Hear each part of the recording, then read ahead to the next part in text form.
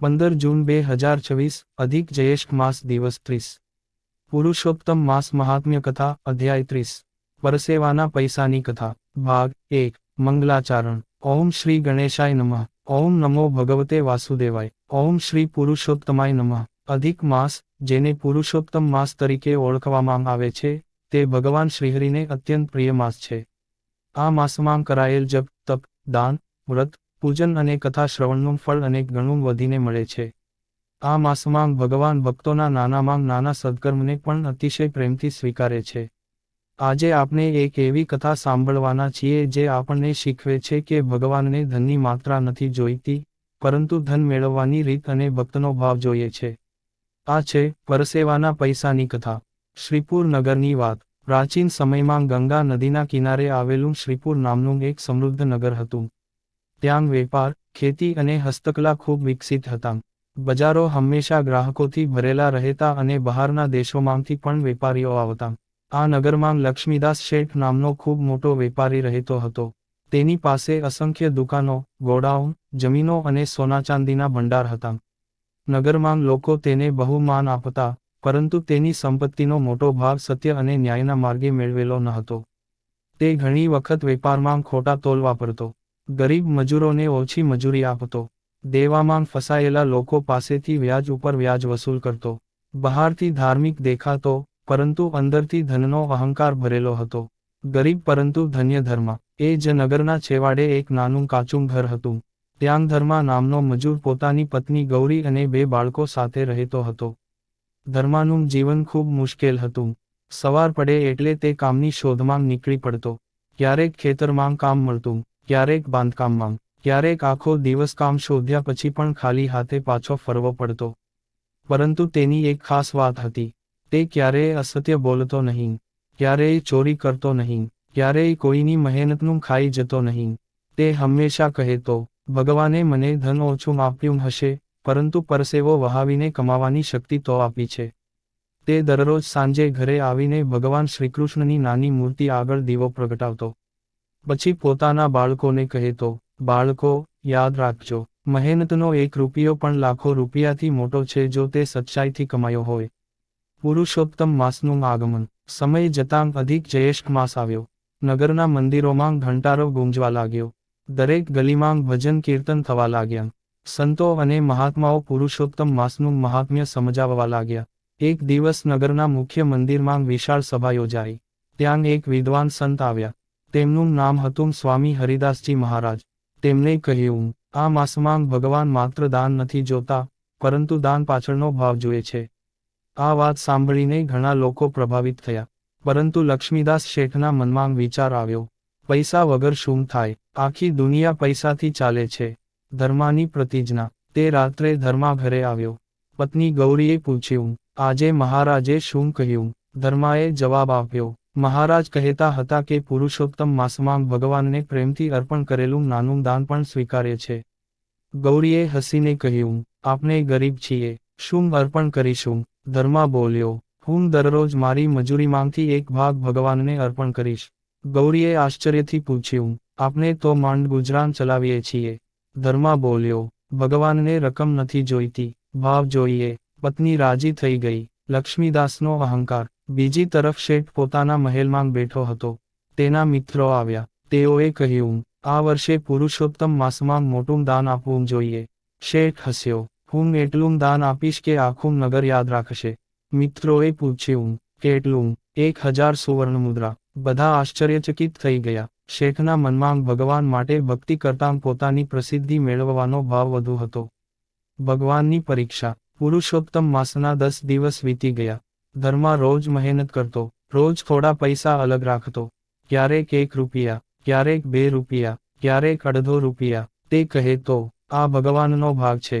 ઘરમાં ગરીબી હતી, પરંતુ મનમાં ભક્તિ હતી. એક દિવસ બાળકોને મીઠાઈ ખાવાની ઈચ્છા થઈ. ગૌરીએ કહ્યું, આજે ભગવાન માટે રાખેલા પૈસાથી મીઠાઈ લઈ આવીએ. ધર્મા થોડો મૌન રહ્યો, પછી બોલ્યો, ના, ભગવાનનો ભાગ ભગવાનનો જ રહેશે. આ સાંભળીને ગૌરીની આંખોમાં આનંદના આંસુ આવી ગયા. તે સમજી ગઈ કે આ ગરીબી નહીં, ભક્તિનું વૈભવ છે. સંતનો ઉપદેશ. એક દિવસ હરિદાસજી મહારાજે સભામાં એક પ્રશ્ન પૂછ્યો, બતાવો, ભગવાનને શું વધારે પ્રિય છે? લોકોએ જુદા જુદા જવાબ આપ્યા. કોઈએ કહ્યું સોનું, કોઈએ કહ્યું યજ્ઞ, કોઈએ કહ્યું મોટું દાન. મહારાજે કહ્યું, ભગવાનને સૌથી પ્રિય છે સચ્ચાઈથી કમાયેલું પરસેવાનું ધન. સભામાં શાંતિ છવાઈ ગઈ. મહારાજ આગળ બોલ્યા, અન્યાયથી કમાયેલ લાખો રૂપિયાથી મહેનતનો 1 રૂપિયો શ્રેષ્ઠ છે. ધર્માના હૃદયમાં આનંદ થયો, પરંતુ લક્ષ્મીદાસને આ વાત ગમી નહીં. અધ્યાયનો અંત. તે જ રાત્રે વૈકુંઠમાં ભગવાન શ્રીકૃષ્ણ અને માતા લક્ષ્મી ભક્તોની ચર્ચા કરી રહ્યા હતા. ભગવાને સ્મિત કરીને કહ્યું, આ શ્રીપુર નગરમાં એક ગરીબ મજૂર છે. તેનો પરસેવો મને અતિપ્રિય છે.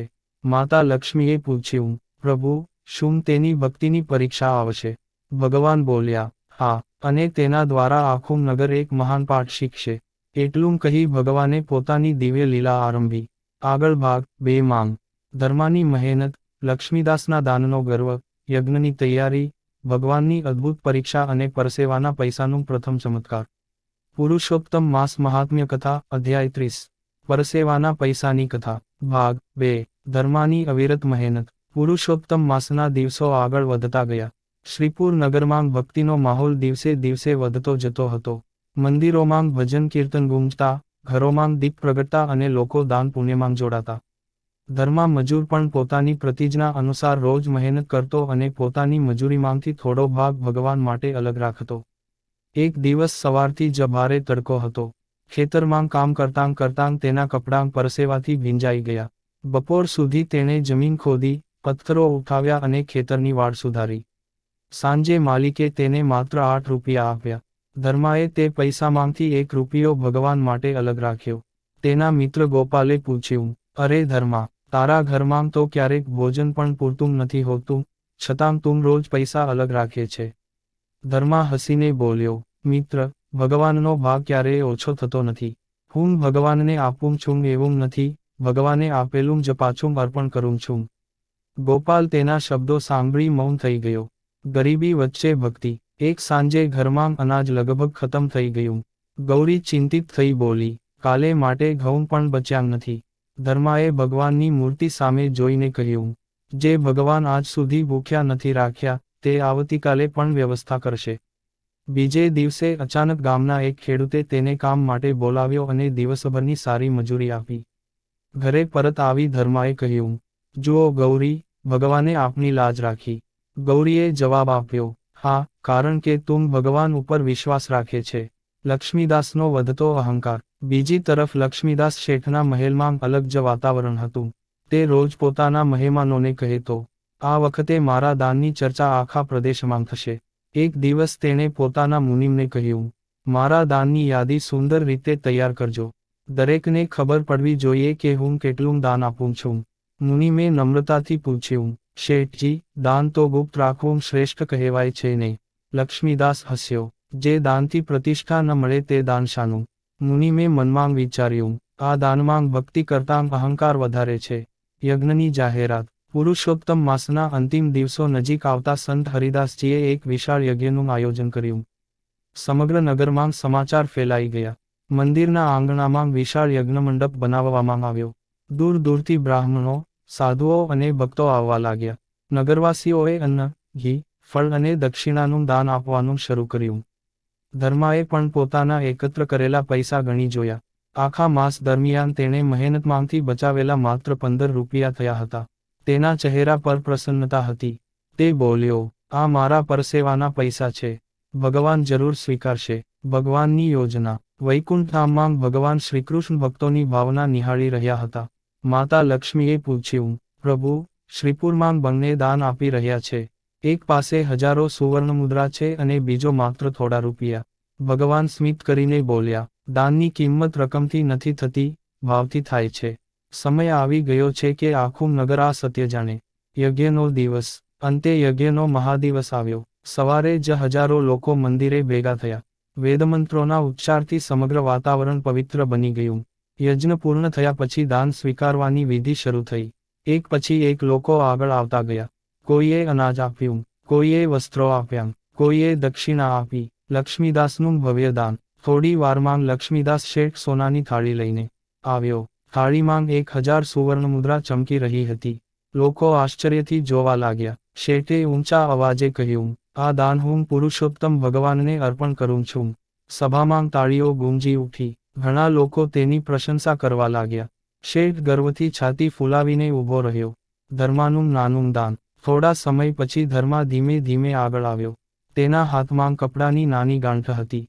તે ગાંઠ ખોલી. અંદર 15 રૂપિયા હતા. તે નમ્રતાથી બોલ્યો, મહારાજ, આ આખા માસની મારી મહેનતમાંથી બચાવેલા પૈસા છે. કૃપા કરીને ભગવાનને અર્પણ કરજો. કેટલાક લોકો હસવા લાગ્યા. એક વ્યક્તિ બોલ્યો, અરે, આટલા પૈસા માટે પણ કોઈ દાન આપવા આવે.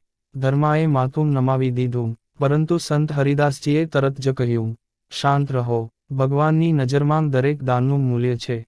પ્રથમ ચમત્કાર. દાનની તમામ રકમ મંદિરના ભંડારમાં રાખવામાં આવી. રાત્રે મંદિરમાં માત્ર પૂજારી અને થોડા સેવકો હતા.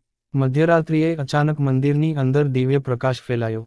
પૂજારીની આંખ ખુલી ગઈ. તેમણે જોયું કે ભગવાન શ્રીકૃષ્ણની મૂર્તિના ચરણોમાંથી પ્રકાશ નીકળી રહ્યો છે. અને આશ્ચર્યની વાત, લક્ષ્મીદાસની સુવર્ણ મુદ્રાઓ જ્યાં રાખેલી હતી ત્યાં સામાન્ય તેજ દેખાતું હતું. પરંતુ ધર્માના 15 રૂપિયા ઉપર અદ્ભુત દિવ્ય કિરણો વરસી રહ્યા હતા. પૂજારી ચકિત થઈ ગયા. તેમણે સ્પષ્ટ સાંભળ્યું, આ પરસેવાના પૈસા છે. તેમાં ભક્તિ, સત્ય અને મહેનતની સુગંધ છે.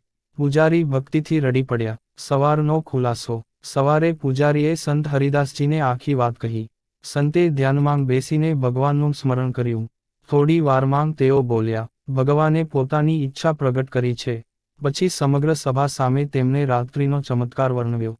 લોકો આશ્ચર્યમાં પડી ગયા. લક્ષ્મીદાસને આ વાત સાંભળી વિશ્વાસ ન આવ્યો. તે બોલ્યો, મહારાજ, આ કેવી રીતે શક્ય છે? મારા હજારો સુવર્ણ મુદ્રા અને તેના 15 રૂપિયા. સંત શાંતિથી બોલ્યા, શેઠજી, ભગવાન માટે દાનની સંખ્યા નહીં, કમાણીની પવિત્રતા મહત્વની છે. લક્ષ્મીદાસ મૌન થઈ ગયો, પરંતુ તેના મનમાં હજુ પણ શંકા હતી. નવી પરીક્ષાની શરૂઆત. તે રાત્રે ભગવાને વિચાર્યું, હજુ શેઠનો અહંકાર સંપૂર્ણ તૂટ્યો નથી. હવે એક એવી લીલા કરવી પડશે કે આખું નગર સત્યને પોતાની આંખે જોઈ શકે. વૈકુંઠમાં દેવતાઓ પણ ભગવાનની આ લીલા જોવા આતુર બન્યા. અને શ્રીપુર નગરમાં એક નવી અને અદ્ભુત પરીક્ષાની તૈયારી શરૂ થઈ.